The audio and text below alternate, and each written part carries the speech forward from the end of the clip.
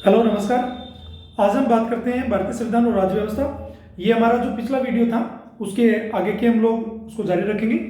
जैसा कि हमने पिछले वीडियो के अंदर पार्लियामेंट और उनके जो सदन है, उनके भाग हैं, उनकी कार्य प्रक्रिया हैं, उनके बारे में मैंने डिटेल से और उनका हिस्टोरिकल जो बैकग्राउंड था एक बार थोड़ा सा बता दिया। इसमें मैं डायरेक्ट बात करता हूँ और डायरेक्ट पढ़ते हैं हम लोग। इसमें हम लोग यहाँ से स्टार्ट कर रहे थे, पीठासीन अधिकारी, यहाँ से आगे पढ़ेंगे। जब इनका आर्टिकल आएगा तो वहां वो डिटेल से पढ़ेंगे, लेकिन यहाँ एक बार पढ़ लेते हैं, ठीक है, ताकि चीजें समझ में आ जाए। क्योंकि जिस वीडियो को देख रहे हैं, जिसको पढ़ रहे हैं, तो उसको कंप्लीट करते हुए चलते हैं। सभापति और उपसभापति, जैसे थोड़ी सी चर्चा कर लेते हैं। लोकसभा के अंदर जैसे लोकसभा अध्यक्ष होते हैं, उपाध्यक्ष होते हैं, वैसे राज्यसभा के अंदर जो सभापति होते हैं, उपसभापति होते हैं। हम लोकसभा पढ़ेंगे तो उसकी चर्चा उसमें करेंगे, लेकिन फिर भी एक बार थोड़ी सी चर्चा कर लेते हैं।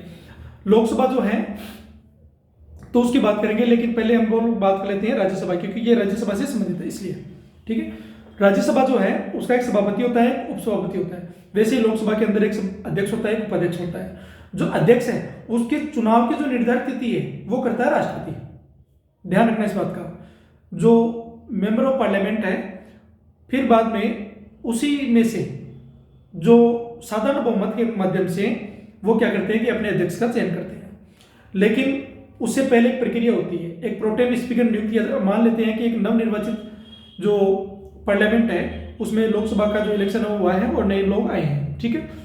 तो उस प्रक्रिया के बीच में, क्योंकि पहले वाली जो सरकार थी, पहले वाली जो व्यवस्था थी वो तो समाप्त हो चुकी, और जो दूसरी नई आई है उसके लिए क्या करना पड़ेगा। तो राष्ट्रपति क्या करते हैं, एक उन सदस्यों में जो सबसे वरिष्ठ होता है उसमें क्या करते हैं कि एक प्रोटेम स्पीकर का चयन करते हैं, ठीक है। और उसको क्या करते हैं, जो शपथ दिलाते हैं, उसको शपथ दिलाते हैं वहां।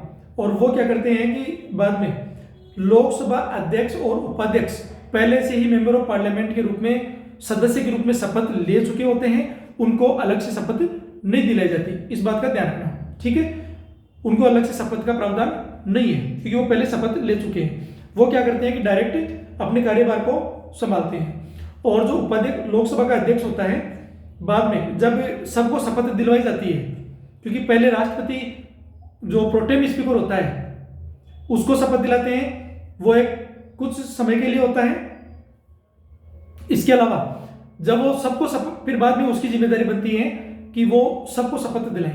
जब सारे सदस्यों को शपथ दिला देता है, उसके बाद में उनमें साधारण बहुमत के माध्यम से उनमें से ही एक अध्यक्ष का चयन होता है और एक उपाध्यक्ष का चयन होता है, ठीक है। जो उपाध्यक्ष होता है वो जो अध्यक्ष है उसके अधीन काम नहीं करता है।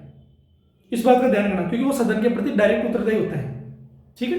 तो इस आधार पर जब आप देखते हैं तो ये इसका लोकसभा का हो गया। ऐसे हम लोग देखते हैं तो राज्यसभा है, इसकी व्यवस्था भी देखते हैं। तो राज्यसभा के अंदर हम लोग यहाँ पढ़ रहे थे सभापति और उपसभापति। अब इसका पढ़ते हैं। राज्यसभा के पीठासीन अधिकारियों, सभापति उपसभापति पर सदन की कार्यवाही के संचालन की जिम्मेदारी होती है। भारत का उपराष्ट्रपति राज्यसभा का पदेन सभापति होता है, जैसा कि हमने पिछली वीडियो में बात कर ली। राज्यसभा की अपने सदस्यों में से एक उपसभापति क्या करती है, वो उसका चयन करती है, ठीक है। क्योंकि जो सभापति है वो तो ऑलरेडी राष्ट्रपति है, ठीक है। और उसको जो वेतन भत्ता मिलता है वो उसके आधार पर मिलता है, ना कि उपराष्ट्रपति के पद पर।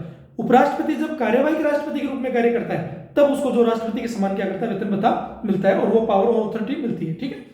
इससे पहले वो राज्यसभा का जो सभापति जो सदस्य होता है उसके समकालीन ही उसकी व्यवस्था मिलती है। राज्यसभा में उपाध्यक्षों का एक पैनल होता है, ठीक है। यदि दोनों उपस्थित नहीं हो तो उस पैनल में से बाद में क्या करता है, सीनियरिटी के आधार पर वो उनका कार्यभार संभालता है कुछ समय के लिए, जब तक वो वहां अवस्थित नहीं है। जिससे राज्यसभा के सभापति द्वारा राज्यसभा के सदस्यों में से मनोनीत किया जाता है, और सभापति उपसभापति की अनुपस्थिति में उपाध्यक्षों के पैनल से सदस्य की कार्यवाही की अध्यक्षता करता है, ठीक है, जैसा मैंने आपको बता दिया। महासचिव एक पद है, इस बात का ध्यान रखना। महासचिव की नियुक्ति राज्यसभा के सभापति द्वारा की जाती है, इस बात का ध्यान रखना। और उनका पद संघ के सर्वोच्च, किसका, उनका पद संघ के सर्वोच्च सिविल सेवक के समतुल्य होता है, ठीक है। महासचिव अप्रकट रूप से या प्रत्यक्ष रूप से कार्य करते हैं। संसदीय मामलों पर सलाह देने के लिए तत्परता से पीठासीन अधिकारियों को उपलब्ध रहते हैं। महासचिव राज्यसभा के सचिवालय के प्रशासनिक प्रमुख होते हैं और सभा के अभिलेखों के संरक्षक भी होते हैं। वह राज्यसभा के सभापति के निर्देश और नियंत्रणाधीन क्या करते हैं, कार्य करते हैं। विपक्ष का नेता, ठीक है। विधायिका में विपक्ष के नेता का पद अत्यधिक सार्वजनिक महत्व का होता है। इसका महत्व संसदीय लोकतंत्र में विपक्ष को दी गई केंद्रीय भूमिका से निकलता है। विपक्ष के नेता की भूमिका वास्तव में बहुमत चुनौतीपूर्ण होती है, क्योंकि उसे विधायिका और जनता के प्रति सरकार की जवाबदेही सुनिश्चित करनी होती है और सरकार के प्रस्तावों नीतियों के विकल्प पेश करने होते हैं। संसद और राष्ट्र के प्रति इस विशेष जिम्मेदारी को पूरा करने के लिए उनमें एक बहुत कुशल सांसद बनना होता है, ठीक है। वर्ष 1969 तक 69 तक राज्यसभा में वास्तविक अर्थों में विपक्ष का कोई नेता नहीं था। उस समय तक सबसे अधिक सदस्यों वाले विपक्ष के नेता को विपक्ष के नेता के रूप में बुलाने की प्रथा थी। उसके अनुसार बिना किसी औपचारिक मान्यता और स्थिति और विशेषाधिकार के विपक्ष के नेता के कार्यकाल को संसद में विपक्ष के नेताओं के वेतन और भत्ता अधिनियम 1977 के माध्यम से आधिकारिक मान्यता दी गई थी। उक्त अधिनियम दिया हुआ जो अधिनियम था उसके अनुसार विपक्ष के नेता को 3 शर्तों को पूरा करना चाहिए। उस सदन का सदस्य होना चाहिए पहला तो, फिर सबसे बड़ी वह संख्या वाली सरकार के विरोध में पार्टी के राज्यसभा में नेता होना चाहिए और राज्यसभा के सभापति द्वारा इस रूप में मान्यता प्राप्त होनी चाहिए, ठीक है। विपक्ष के नेता को पढ़ते हैं कि कौन कौन विपक्ष के नेता रहे उसको पढ़ लेते हैं एक बार, ठीक है। 1969 से 1971 के बीच में कौन रहा था? श्री श्याम नंदन मिश्र, ठीक है। ये दूसरे नंबर पर श्री MS गुरुपाद स्वामी, मार्च 1971 से अप्रैल 1972। श्री कमलापति त्रिपाठी 1977 से 1978। श्री बोला पासवान शास्त्री 1978 से 1978 में, ये देख लीजिए टाइमलाइन का आप ध्यान रखिए, स्क्रीनशॉट मार सकते हैं। श्री कमलापति त्रिपाठी हो गया, इनका कार्यकाल आगे भी रहा है फिर, ठीक है। श्री लाल के आडवाणी, ठीक है, लाल कृष्ण आडवाणी की बात की जाए, ये है 1980 से 1980, ठीक है, लेकिन जनवरी से अप्रैल तक की बात हुई है। श्री शिव शंकर, ठीक है, 1989 से 1993। श्री MS गुरुपाद स्वामी, ठीक है, फिर 1993 से 1993, डेट लाइन आप ध्यान रखिए। S जयपाल रेड्डी, ठीक है, और 1991 से 1992 का इनका कार्यकाल रहा है, ठीक है। श्री सिकंदर बख्त 1992 से 96, फिर 96 से लेकर फिर इसमें कुछ और टाइम लाइन है, आप देख लीजिए, स्क्रीनशॉट मार सकते हैं आप। SB चौहान 1996 से 1996 ही है, ये मई के अंदर आती है और जून के अंदर इनका कार्यकाल सुनो। श्री सिकंदर बख्त, ठीक है, 1996 से 98। डॉक्टर मनमोहन सिंह 1998 से 24 2004 तक। फिर श्री जसवंत सिंह 2004 से 2004, ये जून से जुलाई तक। फिर बाद में फिर आगे और 2009 तक इनका कार्यकाल। फिर बाद में श्री अरुण जेटली 2009 से 2014। श्री गुलाम नबी आजाद 2014 से 2015 और फिर श्री मल्लिकार्जुन खड़गे 2000, ये उस प्रक्रिया के बाद में 2021 तक ये व्यवस्था चल रही है, ठीक है। आगे टाइमलाइन और होगी तो अपडेट कर देंगे, ठीक है।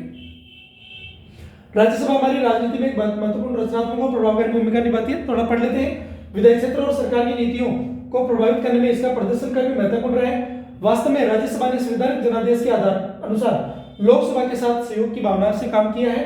राज्यसभा ने जल्दबाजी में कानून बनाने से रोका, संघीय सिद्धांत का प्रतिनिधित्व करने वाले एक प्रतिष्ठित कक्ष के रूप में कार्य किया। एक संघीय सदन में इसने देश की एकता अखंडता के लिए काम किया और एक संसदीय लोकतंत्र में लोगों के विश्वास को क्या किया, मजबूत किया। सभा के नेता, ठीक है, सभापति और उपसभापति के अलावा सदन का नेता एक महत्वपूर्ण संसदीय पदाधिकारी होता है। अगर मान लेते हैं भारत का प्रधानमंत्री होता है तो ये जरूरी नहीं है कि वो केवल लोकसभा का ही सदस्य हो या फिर मान लेते हैं उसका हो, ठीक है, वो राज्यसभा से भी हो सकता है। ध्यान रखिए इस बात का।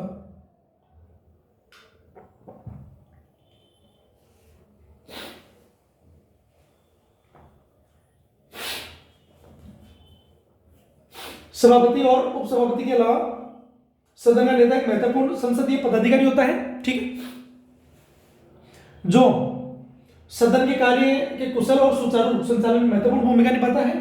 राज्यसभा में सदन का नेता आमतौर पर प्रधानमंत्री होता है, ठीक है। यदि वह इसका सदस्य या मंत्री होता है तो सदन का सदस्य होता है, ध्यान रखना इस बात का। और प्रधानमंत्री द्वारा सदन के नेता के रूप में कार्य करने के लिए नामित किया जाता है। सदन के नेता का प्राथमिक उत्तरदायित्व सदन में सामंजस्यपूर्ण और सार्थक बहस के लिए सदन के सभी वर्गों के बीच समन्वय बनाए रखना है। इस प्रयोजन के लिए न केवल सरकार बल्कि विपक्ष व्यक्तियों, मंत्री और पीठासीन अधिकारी के निकट संपर्क में रहता है। पीठासीन अधिकारी के लिए परामर्श के लिए आसीन उपलब्ध होने के लिए कक्ष में पहली सीट पर, ताकि अगर कोई भी विचार विमर्श करना हो, कुछ भी बात हो तो तुरंत रूप से चले जाए। पहली सीट पहली पंक्ति पर बैठता है। राज्यसभा के प्रक्रिया और कार्य संचालन नियमों के अनुसार सभापति सदन में सरकारी कार्य की व्यवस्था, राष्ट्रपति के अभिभाषण पर चर्चा, एक होता है भाषण, एक होता है अभिभाषण, ठीक है। सदन पर चर्चा मान लेते हैं कि जैसे जो सत्र चल रहे होते हैं तो इसमें होता है कि एक तो भाषण चलता है, एक होता है अभिभाषण। जब पहली बार देखते हैं तो भी एक विशेष भाषण होता है, ठीक है। ऐसा एक भाषण, एक अभिभाषण, एक विशेष भाषण, ठीक है। विशेष भाषण क्या बोलते हैं? जब जैसे मान लो कि जब नवनिर्वाचित सरकार आती है या जो लोकसभा के सदस्य बैठते हैं या फिर जो सदन के लोग बैठते हैं, तब क्या करते हैं, वो जो पहली बार जो राष्ट्रपति भाषण देते हैं उसको बोलते हैं, ठीक है, वो विशेष रूप से। और ऐसे प्रक्रिया जो चल रही है उनको फिर नॉर्मल तरीके से भाषण मानते हैं, ठीक है। राष्ट्रपति के अभिभाषण पर चर्चा के लिए दिनों के आवंटन और समय के आवंटन के संबंध में सदन के नेता में से क्या की जाती है, परामर्श की जाती है। शुक्रवार के अलावा किसी भी दिन सरकार गैर सरकारी सदस्यों, गैर सरकारी सदस्य क्या होते हैं, मतलब सदस्य कौन से होते हैं, गैर सरकारी सदस्य क्या होते हैं। संसद के जो मेंबर है वो क्या होते हैं, वो सदस्य माने जाते हैं, वो प्राइवेट सदस्य माने जाते हैं। लेकिन जो मंत्री बन चुके हैं वो सरकारी सदस्य माने जाते हैं। इस बात का ध्यान रखना, जो मंत्री बन चुके हैं, जो मंत्री पद पर है, वो केवल सरकारी होंगे, बाकी निजी माने जाएंगे, ठीक है। सदस्य दोनों होंगे, एक निजी होगा, एक सरकारी होगा, एक गैर सरकारी होगा, ठीक है।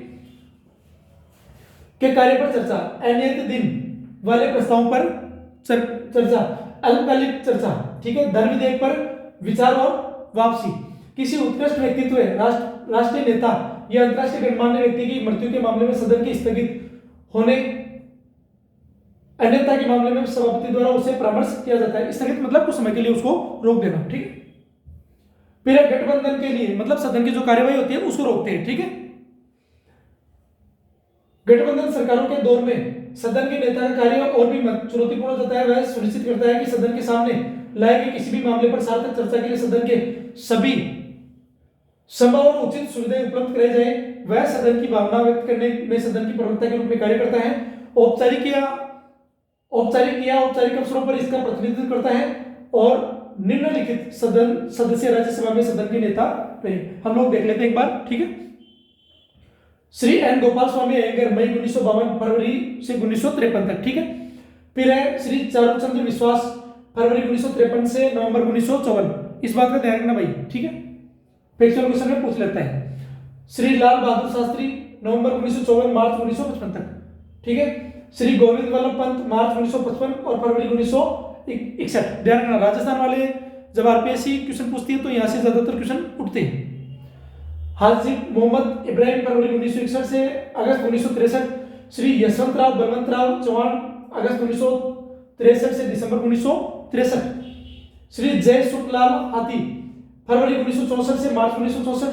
श्री एम सी छांगला, मार्च 1964 से नवंबर 1967। श्री जय सुखलाल हाथी, 1967 से 1969। श्री कोडरादास कालिदास साय, नवंबर 1969 से मई 1971। श्री उमाशंकर दीक्षित, मई 1971 से दिसंबर 1975। श्री कमलापति त्रिपाठी, दिसंबर 1975 से मार्च 1977। श्री लाल कृष्ण आडवाणी, मार्च 1977 से अगस्त 1979। श्री केसी पंत, अगस्त 1979 जनवरी 1980। श्री प्रणब मुखर्जी, जनवरी 1980 से जुलाई 1981। अगस्त 1981 और दिसंबर 1984 तक रहता है, ठीक है। फिर है 16 नंबर पर कौन है, श्री विश्वनाथ प्रताप सिंह, दिसंबर 1984 अप्रैल 1987 तक। एन डी तिवारी, अप्रैल 1987 से जून 1988। फिर बाद में श्री पी शिव शंकर, जुलाई 1988 दिसंबर 1989।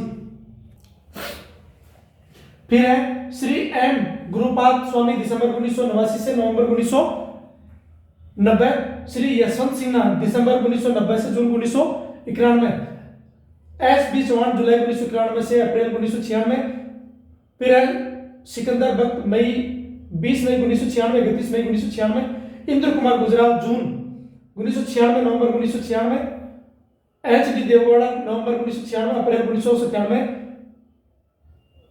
फिर बाद में ये रहते हैं आगे इंद्र कुमार गुजराल अप्रैल 1997 से मार्च 1998, सिकंदर बख्त मार्च 1998 ये 1998 अक्टूबर 1999 तक, श्री जसवंत सिंह अक्टूबर 1999 मई 2004, डॉक्टर मनमोहन सिंह जून 2004 मई 2009 तक, और फिर मई 2004 से 2014 तक ये मई तक रहते हैं।